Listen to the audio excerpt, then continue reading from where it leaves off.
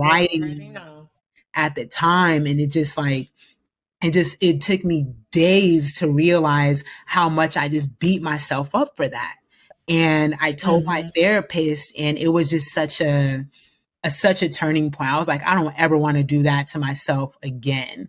Like, I can't believe I was that mean to myself, or I was that harsh on myself for being human. I made a mistake. And again, it was a mistake I shouldn't have made. I know that. However, like, I don't ever deserve to treat me like that. And so that was the most eye-opening experience for me that really made me want to change the trajectory of, how I saw myself and the goals that I was reaching and how I was working to appease others and, just combat all these other societal factors that I had to walk with every day. Was not how I wanted to live my life. It was not a quality lifestyle, and not to. You're listening to the First Class Life Show, hosted by Lindsey Vertner, a holistic personal development show for high-achieving leaders who desire to maximize their impact while creating a life full of purpose, fulfillment, and happiness. So grab a drink, grab your notebook, and let's get started.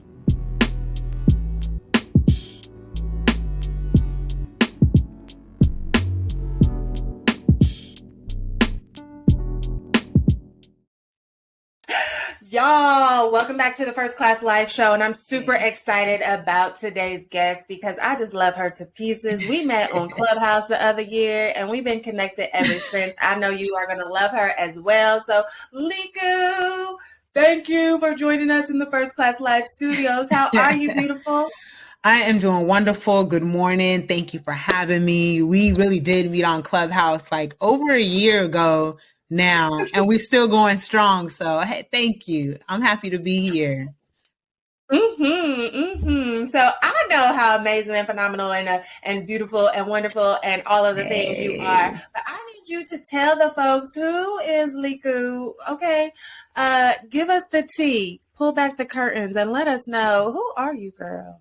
I'm a boss. You know what I'm saying? I am a boss. That's what I am. But to break that down in a little more words, use some vocabulary. My name is Liku, first generation Tanzanian, born and raised in the Bay Area, very strict cultural upbringing.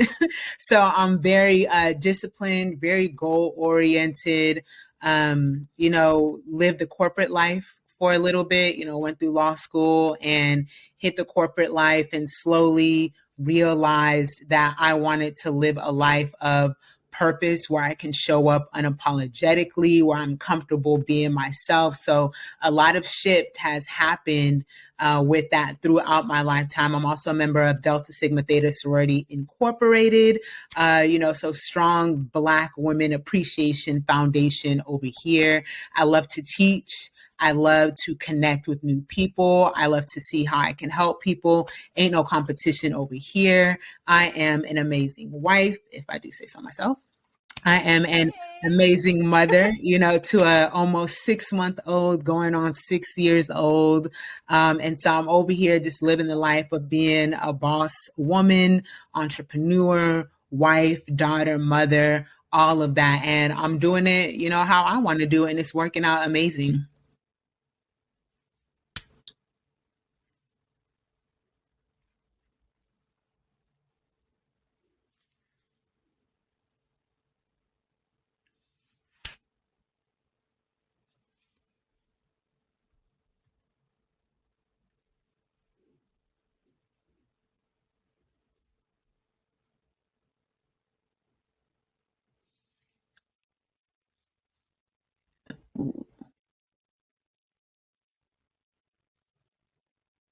Ain't she amazing, y'all? She is very amazing. Okay. Oh, yes. Listen.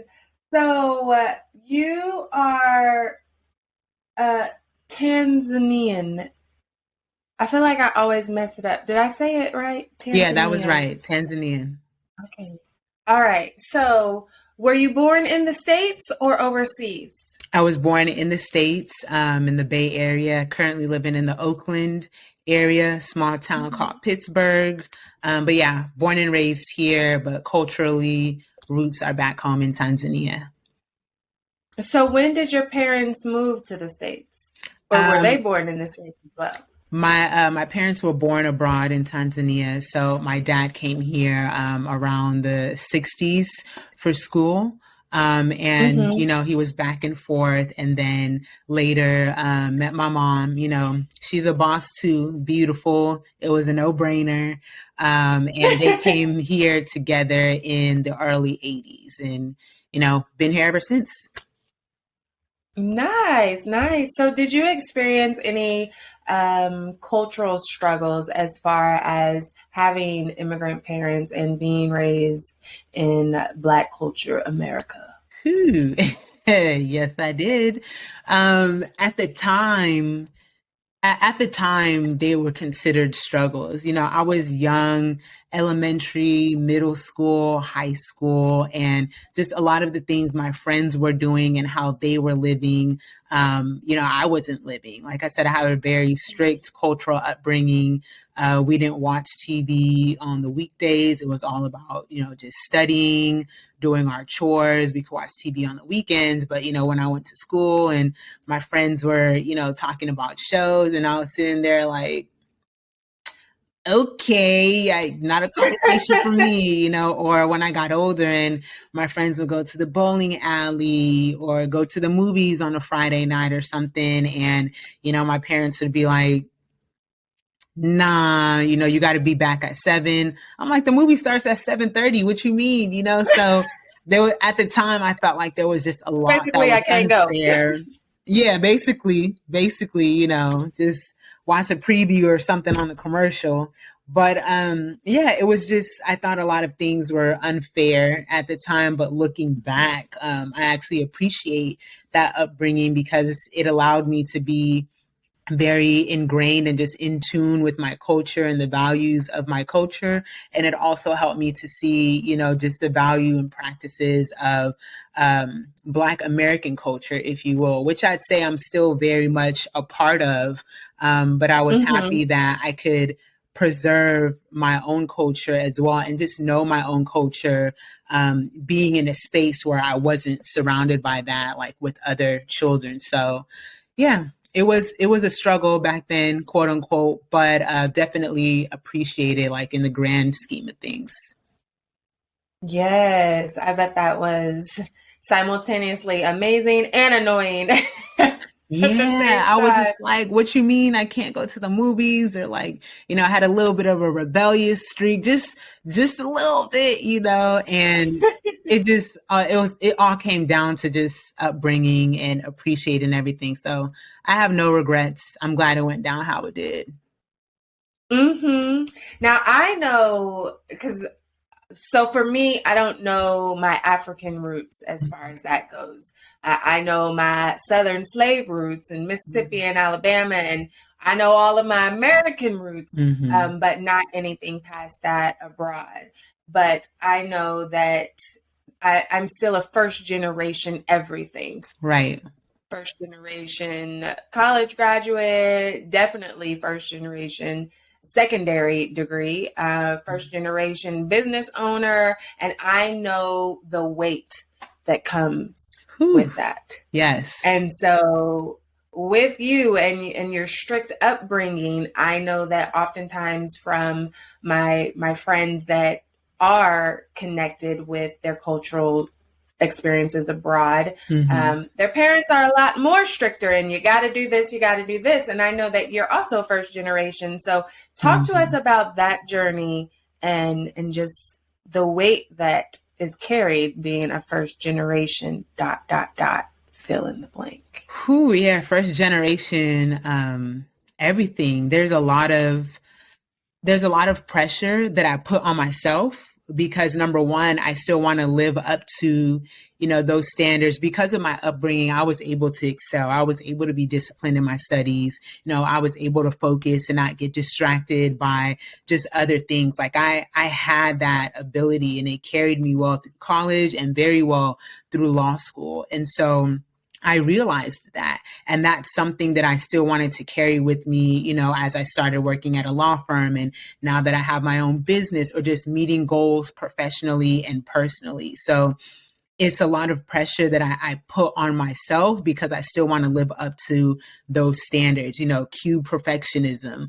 Can't have anything less than perfectionism, right? And that's why I say I'm a recovering perfectionist, because I realize that it's unhealthy to, just continue to try to be up there all the time. And so I've been finding ways more recently in my career where I put myself first, I put self-care practices first, and then everything else, falls in line. Me being a mom, me being a business owner, me being a wife, and all the other family roles that I want to play. Because I also, I want to be that person that helps everyone. And I think children always have that aspiration. Like, my father passed away when I was actually 9 years old. So I saw my mom hold it down for, us here in the States, but also family members abroad on her side and my dad's side.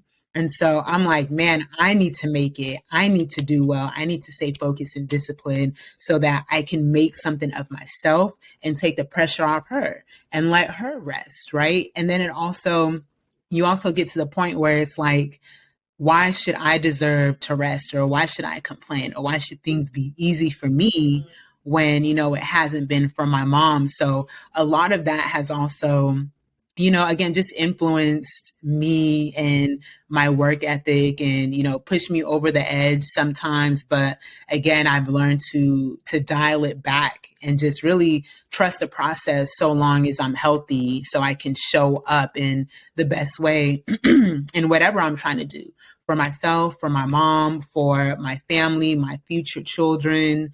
So the pressure is definitely there, but I receive it. Are you loving the First Class Live show? Then join our private Patreon community.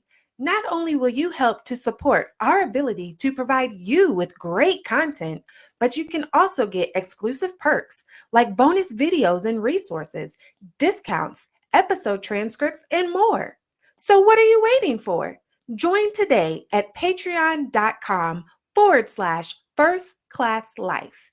Again, that's Patreon, patreon.com/First Class Life. And I control it. Been from my mom. So a lot of that has also, again, just influenced me and my work ethic and, pushed me over the edge sometimes. But again, I've learned to dial it back and just really trust the process so long as I'm healthy, so I can show up in the best way in whatever I'm trying to do for myself, for my mom, for my family, my future children. So the pressure is definitely there, but I receive it, and I control it. So Ooh, yeah. I receive it and I control it. That is a whole word. I hope y'all are taking notes and tuned in, okay? She receives the pressure, but she controls it. And it makes me think of that, I was about to say quote, but it's actually a real thing, that diamonds are made out of pressure. But as you were speaking, it also made me wonder where your pressure came from, because I know it can come from multiple places. There's the indirect statements from parents sometimes, like, oh, you're not a doctor, what are you doing with your life? And then you have some parents that indirectly pressure you. So they maybe don't say statements like that, but then they indirectly pressure you in other ways, like, you better make something of yourself, you better carry this family, you better take care of me, or else, type of thing. And it's more indirect. And then you have self-imposed pressure. So which one do you think that you obtained your pressure from? It's definitely the third one, not the first or the second at all. My mother, my parents were strict, but my mother has always believed in us and supported whatever we want to do. So the pressure definitely came from me. Like, I got to do this. I got to do that. You know, I have to excel. I have to bring this home. I have to be in this position. I have to be, you know, just the best at what I do. And I better not complain about it. Like, all of that came from me for sure. Yeah, I think that's important for leaders to recognize, to identify, and to heal. Like, where does your pressure come from? One of those three areas, like somebody directly placing the pressure on you, or indirectly placing the pressure on you, or is it self imposed pressure?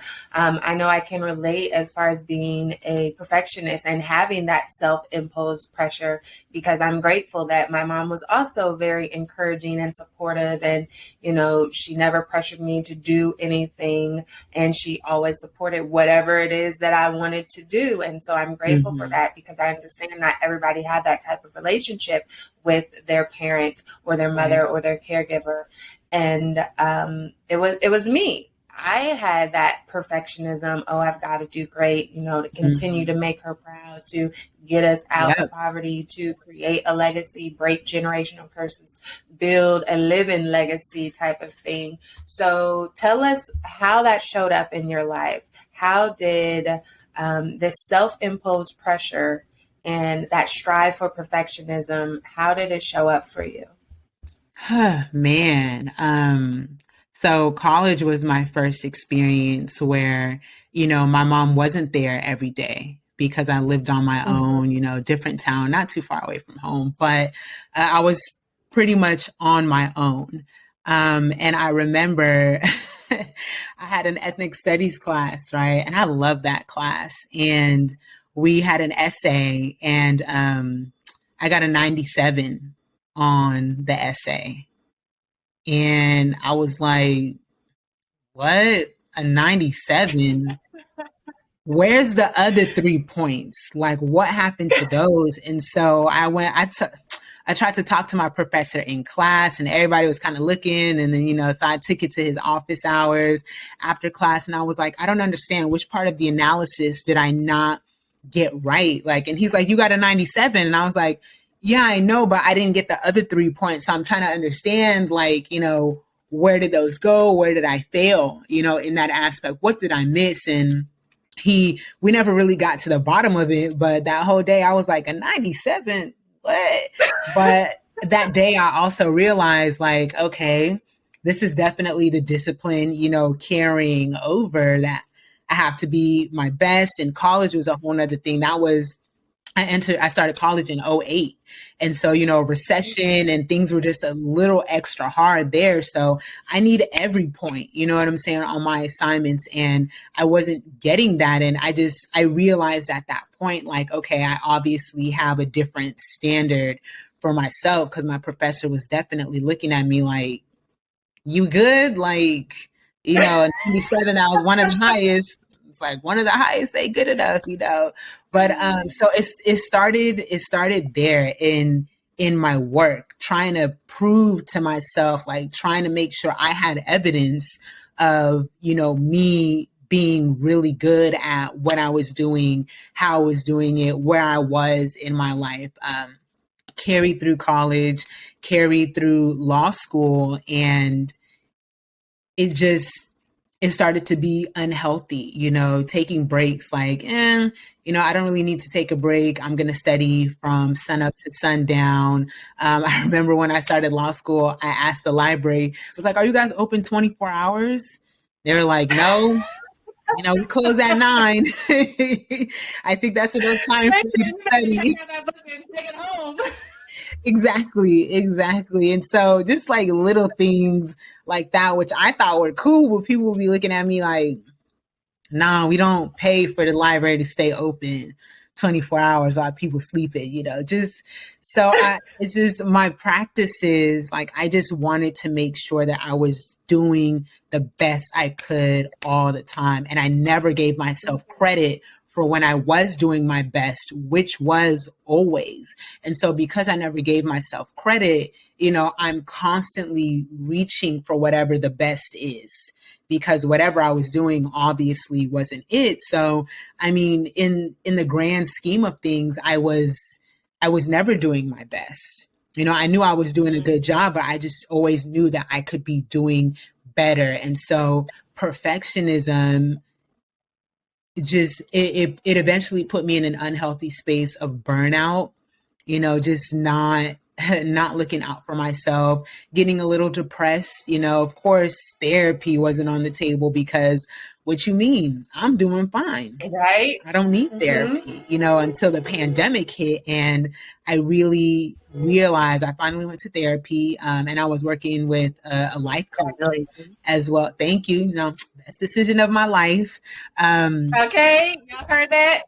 that it really was. And I'm going to go back again, but it just helped me get out of my own head and really see things from another perspective. Like if you keep striving towards the top, like when you fall or when you don't reach that, like what happens? You break. And I broke so many times and just continue to push and fight through it without realizing it. And it's really an experience. Therapy was an experience that really made me sit with myself, especially during the pandemic where I couldn't do anything else, where I couldn't go anywhere else. So when I say I had to sit with myself, like literally, physically, just sit with myself and my emotions and my thoughts. And it was such a whirlwind and life changing experience for me, which made me realize that perfectionism is crazy.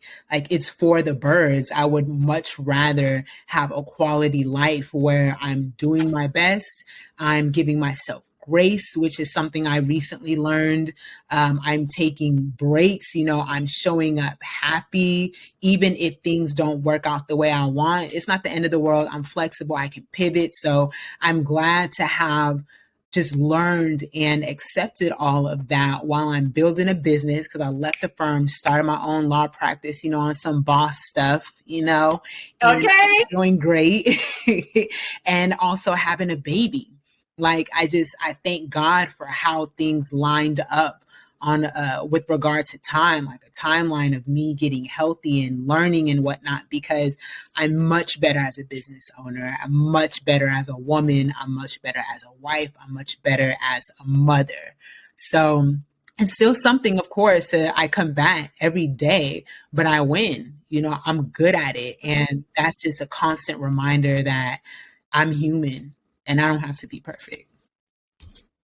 I'm human and I don't have to be perfect. Okay. And if you are tuned in to the First Class Live Show, you are human and you don't have to be perfect. Yes. It's so funny how we're so different yet so alike. And I'm sure same for everybody that's tuned in, listening or watching right now as well. You mentioned a lot of different things, especially that perfectionism leading to burnout, which led to depression and that taboo, oh, we don't talk to folks about our problems type of thing. Right. That does hold a lot of people back from therapy.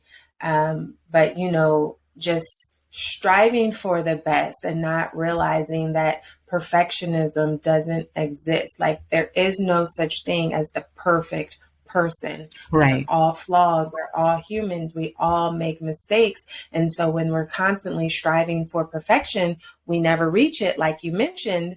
And then we feel like we're not good enough. We aren't worthy enough. We're not valuable because we didn't reach it. And so we try even more to reach it to prove that we are good enough, only for this cycle to continue and it start to impact our emotional health, which can overflow into our physical health. So what were those key things that helped you to identify, wait a minute, this ain't that? Because I know you said it was that grade of the 97 and your professor was like, you crazy. and COVID. And what were some other key factors that helped you begin to identify, like, I need to take this to an outside perspective to help me heal whatever it is that I'm dealing with? It's funny because the college experience with the 97, I was embracing the perfectionism. Like I was like, yeah, this is what I want to be like. I didn't have a problem with it at that time, right? That didn't come until after law school, law school. And actually my last firm job, again, in COVID, where I was just sitting with myself And the reason why I chose to go to therapy was because I didn't have any other outlets or distractions, and it was bothering me. Again, we were sitting. I would roll out of bed, get on my laptop, and do work until the end. Like until the end of the day. And my now husband would do the same thing. Like because we were both working from home, but usually my routine is get up at 5, go to the gym, shower, get dressed, hop on BART where it's an hour commute. And during that hour, I'm already starting to do my work. I got my laptop out. I'm being productive. Pop up at work. We have to literally bill our time. So by the time it's 9 o'clock and, I get to work like at 6, it's 9 o'clock. I got 3-4 hours billed. I'm working. Maybe there's a networking event after, or maybe there's an event or something, go home, tired, dinner, sleep, right? There was a lot to do. I didn't have to look into myself. I didn't have to listen to myself. At the end of the day, I was tired, and so again, just having that, just all that time and everything going through my head, I was like, you know what, it'd be healthy if I just got some therapy, just to talk about it a little bit. And so it was also offered through my job at the time. So I was like, it's free. Okay. Like, no hesitation there. Let's just try it out. Right. The Black Lives Matter, when George Floyd passed specifically, I'm sorry, when he was killed, that just everything that was going on was absolutely frustrating in the professional space, just seeing just all these companies and the fake, yeah, I'm gonna call it fake, just the fake, the lack of substance that came with that activism. And like it was all so frustrating. And that was actually the catalyst. Like, okay, you know what, let me talk to somebody about this. Because I remember I was assigned an Asian therapist, and she was trying to she was trying to feel where I was coming from. And she was like, yeah, Black Lives Matter, I totally get it. And I was like, I don't think this is working out. And so I had to, I tried another therapist. It was a Black woman, and it worked out, thankfully. Looking for amazing products to help boost your first class lifestyle?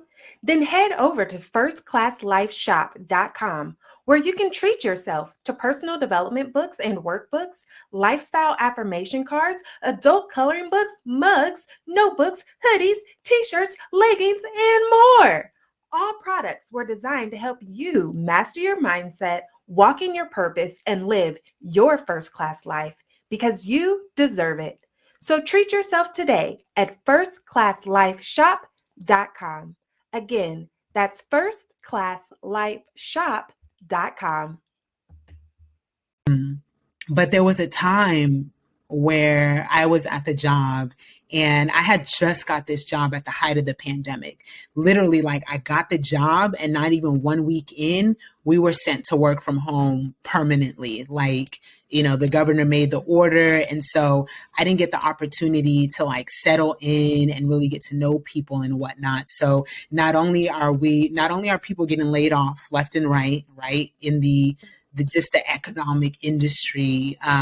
I'm at a new job where I have to prove myself. Now I'm trying to prove myself so I don't get laid off. Now I'm trying to meet everybody virtually. Like, there was just all these things going on. And I'm like, damn, I really got to prove myself on so many different levels now. So let me make sure that I do that. I have to be flawless, or I'm first on the chopping block, right?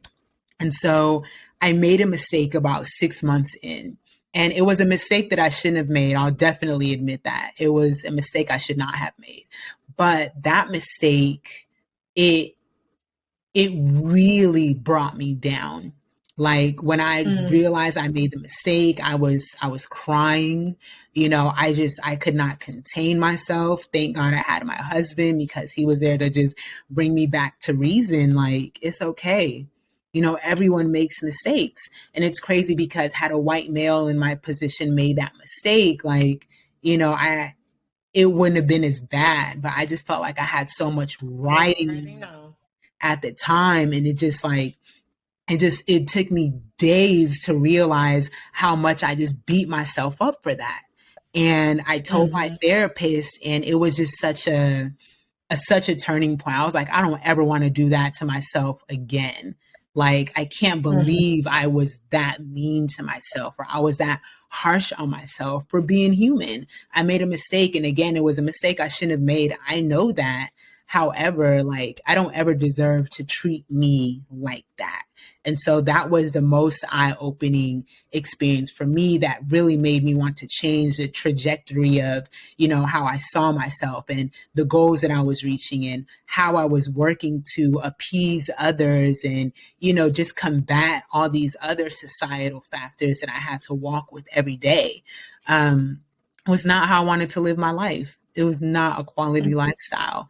And not too long after that, I decided I want to start my own practice. Like, it's not healthy over here, and I don't want to fight to have to make it healthy. Like, I just want to live on, my own terms, my own time, and just have a quality of life where I don't have to subject myself to that.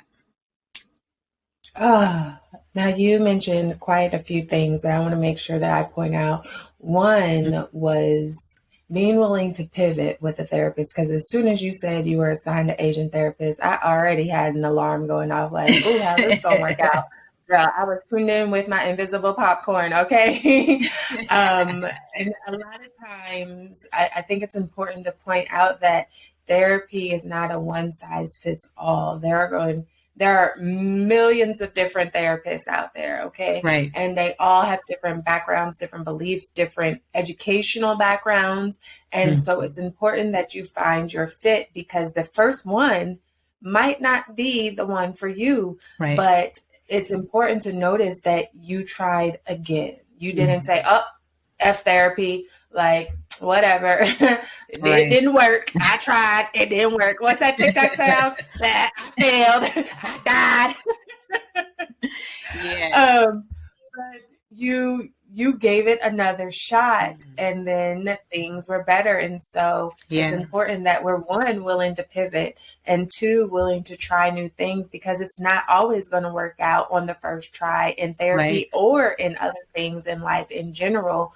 So I'm glad that you found your fit for you in Me too. therapy. Me too. It was definitely a more comfortable feeling, just because I had a lot to say about being a Black woman in corporate America. So I was glad that someone could feel where I'm coming from, but Mhm. also, just talk to me from outside of that space and help me see, Mhm. reason and perspective. So yeah, I'm very happy with the fact that I chose to go to therapy. Yes, I have my therapist is Black female. I actually have two, Mhm. until insurance tells me I can't have them both.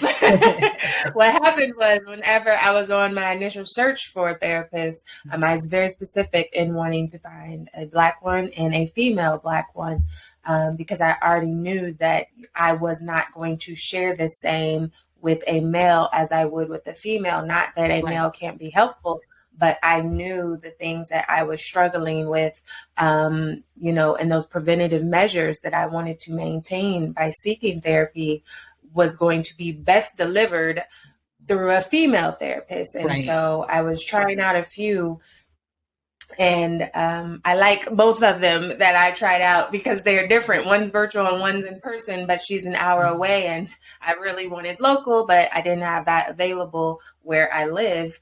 And so far, knock on wood, insurance has not Hey, denied one or the other. So I'm like, well, y'all helping me in different ways. So I see one time, and then I see the other the next time, and I just go that's good. until insurance makes me pick one. But I also say that to say that just because I needed to connect with a Black female therapist, and yours was female as well, correct? Hmm. You needed to connect with a Black female therapist. I have other friends who are Black, and their therapist is not Black, and they do amazing with them. So that just Hmm. goes to prove the point that it's not one size fits all. Right. One of my good friends, her therapist is a white female, and she loves her to death, and she has helped her by miles. So it's important that you find your right fit and you do what works for you. Right. I agree. I think that is the same to say with expectations as well. When we're trying to live up to Mm, the expectations of other people or these mm, self-imposed pressures that we put yes. on, and we see Susan over here doing it this way or doing it that way, and we're like, okay, I got to do it better than Susan, and just allowing ourselves that grace, like you said, to be us and Mhm. be human and do what works for us. Right. So, what is some advice that you would give to that leader out there that is struggling with either going to therapy or struggling with perfectionism or these self imposed pressures, whichever one you would like to answer? Just go to therapy, just book an initial appointment. Like I've realized through, just personally and professionally that, taking action just cuts through all that reasoning what we're trying to do in our head. And, it's not based on anything. We just make up these thoughts or we research something or we hear from someone else when go find out for yourself, like just take an action. So I would definitely say, if there's business for the business owners out there who are struggling with something, not if, but just find someone and book an appointment and see, how they can help you, if they can help you. And if they can't, then, try another outlet. Like you don't always have to, go to a professional. Like I believe therapy shows up in different spaces. I have, times where I engage in therapy. If it's just me taking a walk, like that is therapeutic, for me. And one thing I've learned is I need to have like a toolbox or like a bag of things that I can just, reach for when I'm feeling a certain type of way. Do I need to write something out of my journal? Do I need to take a walk? Do I need to listen to a meditation? Like, what do I need to vent to something? Like, what do I need to do? So I definitely think having a therapist is bomb, and people should try that because it takes it you're not talking to someone who's biased, right? Like I could talk to my friends all day and they're going to be like, yeah, girl, I know. They have my best interests, they're going to side with me. And so they know what's up. It's not really helpful to me. It may feel good to hear that, but I need something that's constructive. I need something that is, challenging. I need someone to point out, well, what if you're doing this? What if you're doing that? Not because, they're trying to appease me, but they see that I'm struggling with something and they can maybe help me get myself out of that. Like I need that.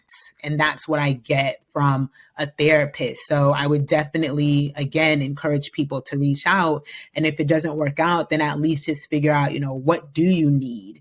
Like, do you need to talk to someone? Do you just need more activities in your life? Do you need more opportunities for self reflection? Figure it out and then, go get it. Yes, y'all. Listen, take action, okay? Whatever that Yes. action needs to be.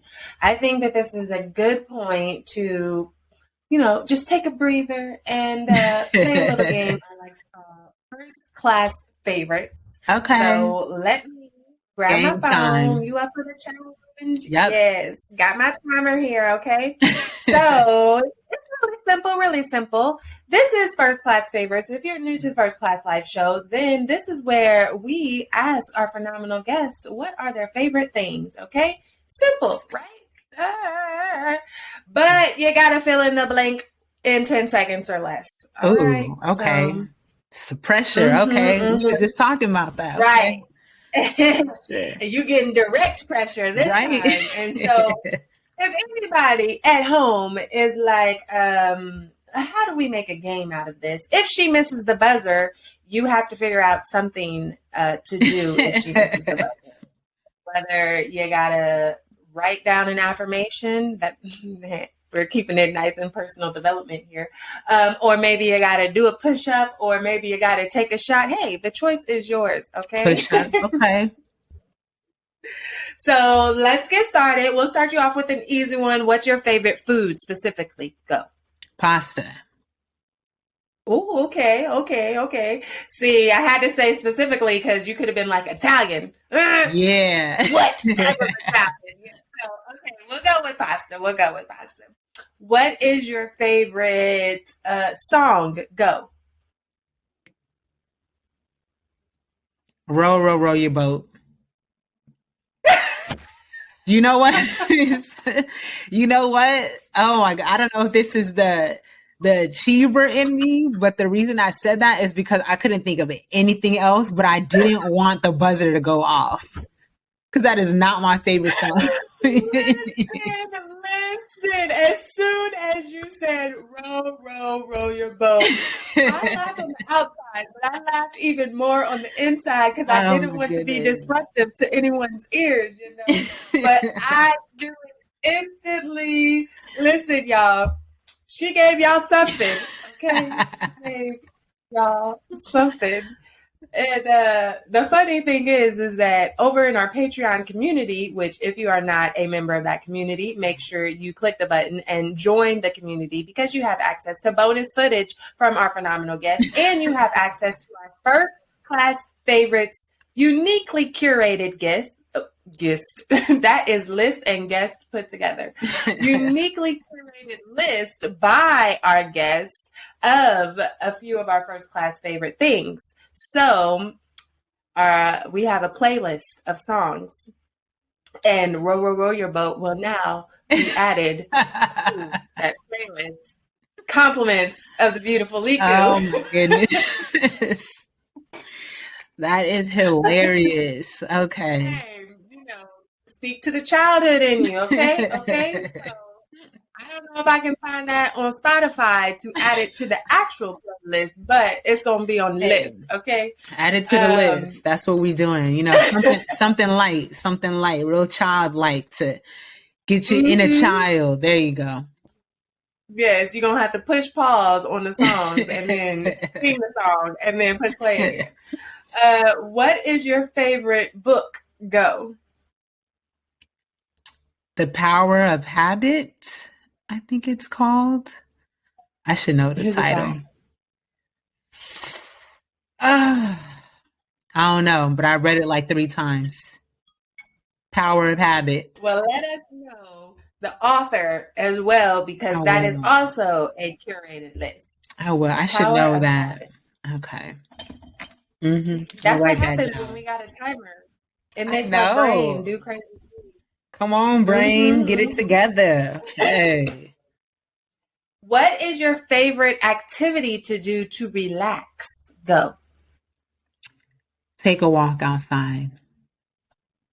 Oh, little quick walk, so sweet and serene. Yes. And actually, fresh air daily is very good for just our mental and emotional health as well. So yes, even if you aren't necessarily in like a scenic environment, it's still important every day to go outside for just 5 minutes and breathe deeply. If it's sunny, then let the sun shine on your face. If it's not sunny, still go outside and get that air as much as possible.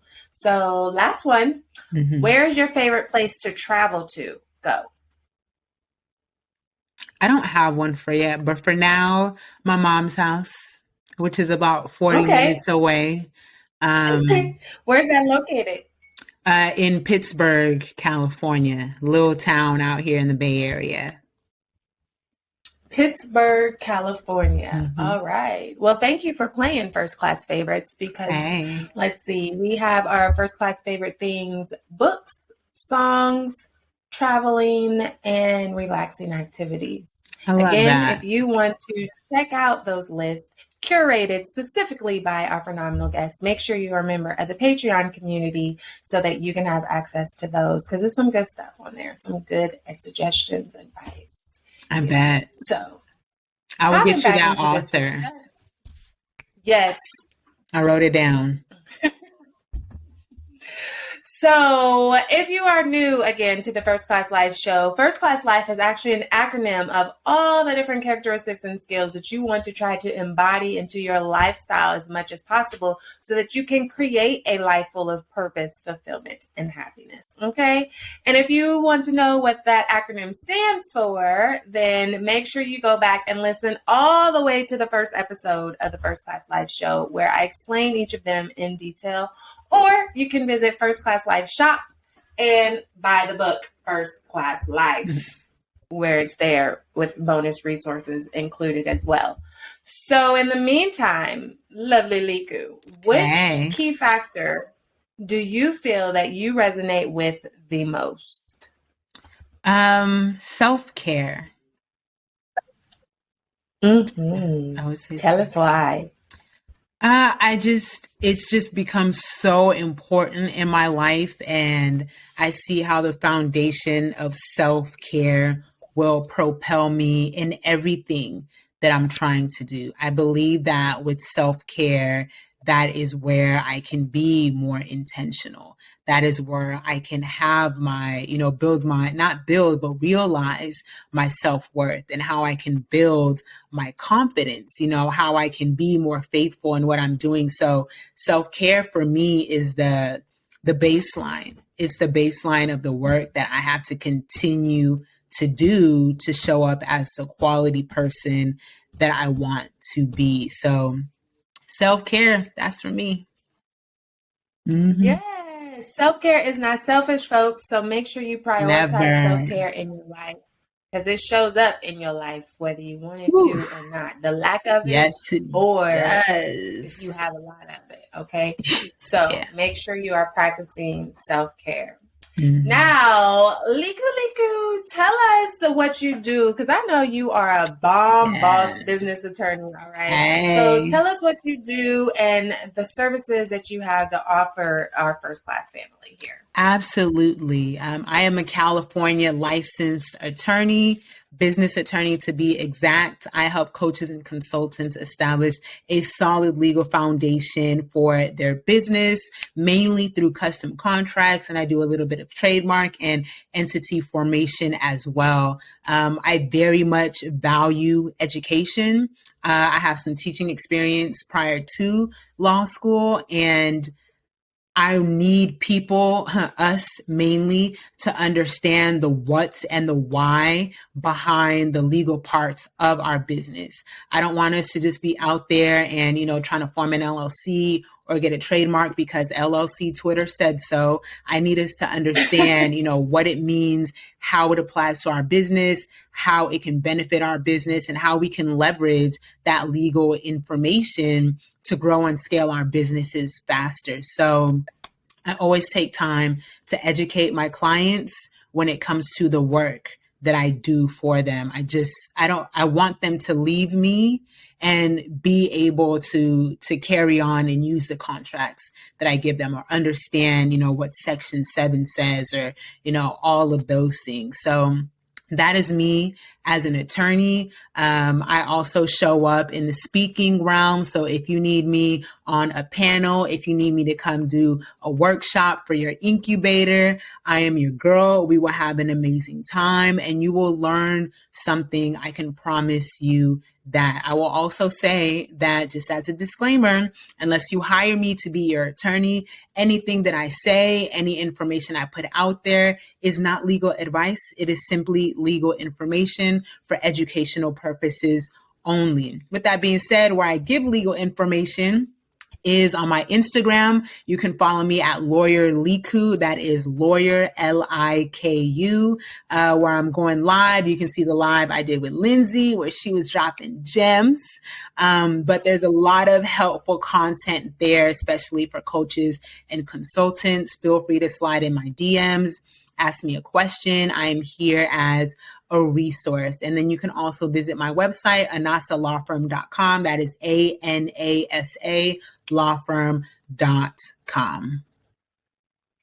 Y'all, ain't she the bomb.com? Okay, hey. She's the bomb.com. Make sure you reach out to her. Definitely check out her services, especially if you are a business owner. All right. She will get you Yes. all the way together. Thank you, Liku, for being a phenomenal guest and sharing these gems Yeah. with us. And hey, make sure y'all share this episode out, leave some comments, whatever it is that you do. But mostly, thank you for taking your time to be a part of the First Class Life family and tune into the First Class Life show. I know you could be doing anything in the world, but you are here with us, and I do not take it lightly. You are appreciated, my loves. Yeah. Thank you. Appreciated. Thank you so much for having Don't me. forget. Absolutely, absolutely. You're gonna have to come back for a part two or something. There's so much we didn't get Yes. into. Yes. Listen, y'all, make sure y'all join the Patreon community, because if you want some more Liku, she's got some bonus footage to share, but you got to be a member of Hey. our private Patreon community. So with that said, thank you for being here, and make sure that you are creating your first class life full of purpose, fulfillment, and happiness. Until next time, see you later. Bye. Unfortunately, all good things must come to an end. But please be sure to subscribe to the First Class Life Show. And don't forget to rate, leave a review, and join our private community so that we can continue to provide you with great personal development conversations to help you maximize your impact while creating a life full of purpose, fulfillment, and happiness. You deserve it.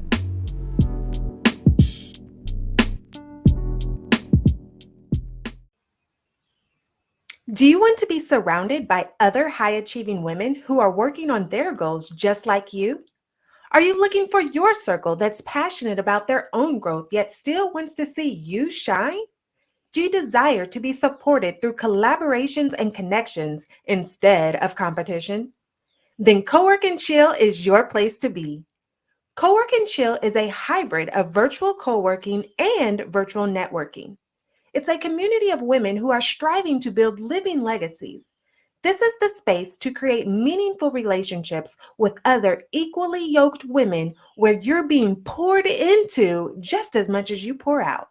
So if you're looking for your crew for supportive accountability, then sign up today at coworkandchill.com. That's COWORKANDCHILL, coworkandchill.com.